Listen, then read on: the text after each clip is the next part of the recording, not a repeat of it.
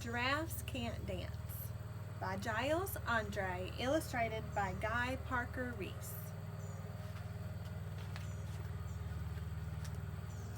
Gerald was a tall giraffe whose neck was long and slim, but his knees were awfully crooked and his legs were rather thin. He was very good at standing still and munching shoots off trees, but when he tried to run around, he buckled at the knees. Now every year in Africa, they hold the jungle dance, where every single animal turns up to skip and prance. And this year when their day arrived, poor Gerald felt so sad, because when it came to dancing, he was really very bad. The warthogs started waltzing, and the rhinos rock and rolled.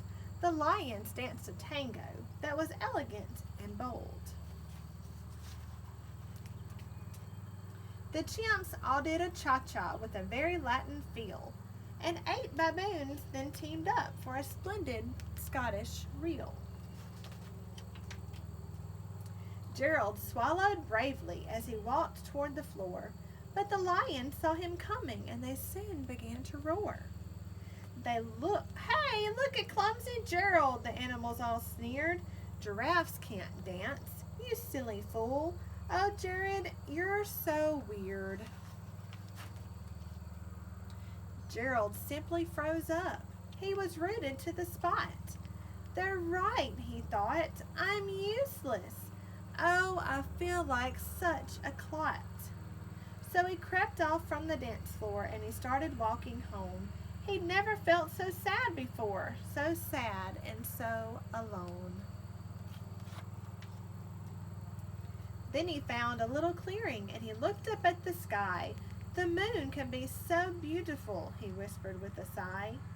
Excuse me, coughed a cricket who'd seen Gerald earlier on, but sometimes when you're different, you just need a different song. Listen to the swaying grass and listen to the trees. To me, the sweetest music is those branches in the breeze. So imagine that the lovely moon is playing just for you. Everything makes music if you really want it to. With that, the cricket smiled and picked up his violin. Then Gerald felt his body do the most amazing thing. His hooves had started shuffling, making circles on the ground. His neck was gently swaying and his tail was swishing around. He threw his arms out sideways and he swung them everywhere. Then he did a backward somersault and leapt up in the air. Gerald felt so wonderful. His mouth was open wide. I am dancing. Yes, I'm dancing. I am dancing, Gerald cried.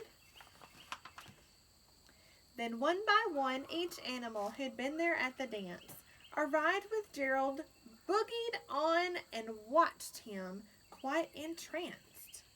They shouted, "It's a miracle! We must be in a dream. Gerald's the best dancer that we've ever seen." How did you learn to dance like that? Please, Gerald, tell us how. But Gerald simply twirled around and finished with a bow. Then he raised his head and looked up at the moon and stars above.